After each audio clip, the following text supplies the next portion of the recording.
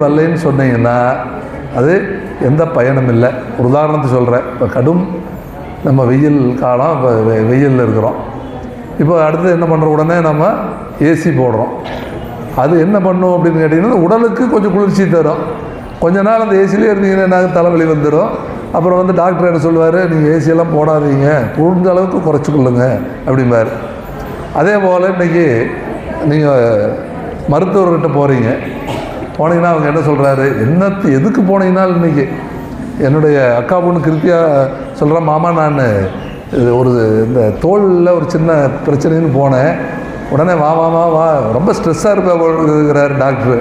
மருத்துவர் என்ன சொல்கிறாரு, இந்த ஸ்ட்ரெஸ்ஸு எதனால் வந்தது என்று கேட்டால் இந்த விஞ்ஞானத்தோடு மெய்ஞானம் கூடாத காரணத்தினால தான் வந்தது. இப்போ நீங்கள் திருக்கோயிலுக்கு வர்றீங்க, வழிபாடு செய்கிறீங்க, திருமுறையில் படிக்கிறீங்க, கண்டிப்பாக உங்களுக்கு ஸ்ட்ரெஸ் வராது. வர்ற ஸ்ட்ரெஸ்ஸு குறைஞ்சி போயிடும். அப்போ நீங்கள் உணவு முறை பழக்க வழக்கம் எப்படி இருந்தது? அன்றைக்கு அறுசுவை உணவு கொடுத்தாங்க. எப்படி கொடுத்தாங்க? அரிசி என்ன செஞ்சாங்க,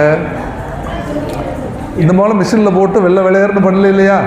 இப்போ எங்கள் காங்கியத்துக்கு வந்தீங்கன்னா அரிசி பிரமாதமான அரிசி கிடைக்கும், ஆனால் சத்து எதுவும் இருக்காது. அன்றைக்கி கைக்குத்தல் அரிசி. இப்போ டாக்டர்கிட்ட போய் சுகர் வந்தோடனே போன என்ன சொல்கிறாரு, சிகப்பரிசி சாப்பிடுங்க, அது என்ன இப்போ சாமை எடுத்துக்குங்க, குதிரைவாளி சாப்பிடுங்க. இதுதான் இன்றைக்கு நமக்கு மருத்துவர்கள்ட்ட போனீங்கன்னா. அப்போது பழையபடி நம்ம பழைய மெய்ஞானத்துக்கு போயே தீர வேண்டும். இப்போ மரங்களை நிறையா வளர்த்திங்கன்னா மழை பெய்யும், குளிர்ச்சியாக இருக்கும் நாடு. இப்போ நீங்கள் வந்து நம்ம எல்லாத்தையும் வெட்டி தள்ளிட்டு ஏசி தேடிட்டு போனோம்னா மறுபடியும் வியாதியை தான் தேடுறோம். நம்ம ஒரு வியாதியை குறைக்க போய் இன்னொரு வியாதி தேடுறோம் இல்லைங்களா? அப்போ நம்முடைய 63 நாயன்மார்களை நாம் வழிபடுவது, அவருடைய வரலாற்றில் சிந்திப்பதெல்லாம் என்ன காரணம்னு கேட்டிங்கன்னா, அவர்கள் இதுபோல் இயற்கையோடு இயைந்து வாழ்ந்தவர்கள், மெய்ஞானத்தை ஊட்டியவர்கள். இன்னும் இப்போ விஞ்ஞானம் வளர்ந்துருச்சு, சரி நீங்கள் இவ்வளோ தூரம் சொல்கிறீங்க, இந்த விவசாயத்தை நம்பி ஒன்றுமே ஆகலைங்க, விவசாயம் பண்ணி கடைசியில் காலனா கூட மிச்சம் இல்லை அப்படின்னு நிறைய பேர் விவசாயிகள் சொல்கிறாங்கனாக்கே உண்மைதான். நமக்கு தெரியும், நம்ம பகுதியில் நம்ம வந்து சாமலாபுரம் வளர்ச்சி ஆயிற்று, சோமனூர் வளர்ச்சி ஆனதுக்கு என்னங்க காரணம்? விசைத்தறி இல்லைங்களா? இப்போ விசைத்தறி வந்தது. விசைத்தறி வந்த உடனே நம்ம முதல்ல விசைத்தறி வந்தது எனக்கு தெரியும், நாங்களும் இங்கே சோமனூருக்கு நூல் கொடுத்துக்கிட்டு இருந்தோம்.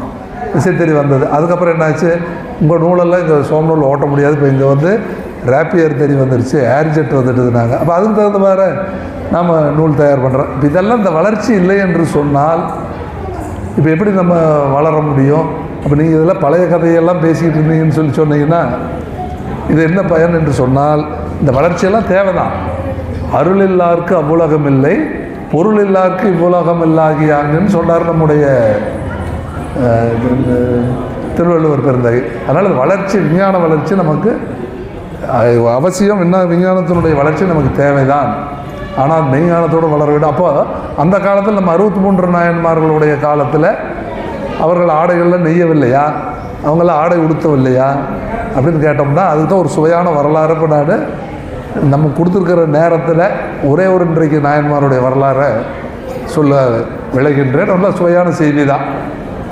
சோழ நாட்டில் பழையாறு என்ற ஒரு ஊர் இருந்தது.